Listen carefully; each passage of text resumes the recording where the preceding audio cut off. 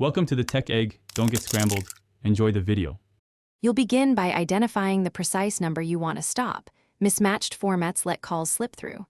Open your phone app, locate the call in recents, and tap details to capture the full string, including country code. Once done, go to the call options or contact entry and look for block or report.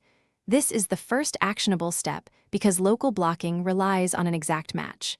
If you plan to use a carrier or call filter app, make sure you're logged in before continuing. Now you apply the block and set filtering rules so repeat calls stop arriving. In the phone app, choose block or add to blacklist. This prevents rings and sends calls to voicemail or rejects them.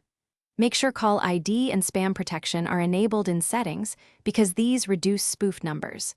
If your carrier supports account-level blocking, add the number there. This blocks before the phone rings. Alternatively, configure a third-party app with blacklist rules and grant it call screening permissions to enforce the block. Finish by verifying the block and handling problems you might encounter. You should test by asking the caller to call. A blocked outcome is usually immediate. Calls go straight to voicemail or play a busy signal.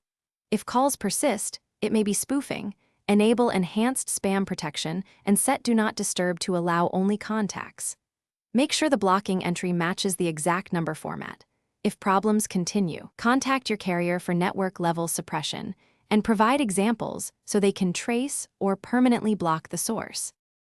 Thanks for watching. Consider subscribing if I helped unscramble your problems.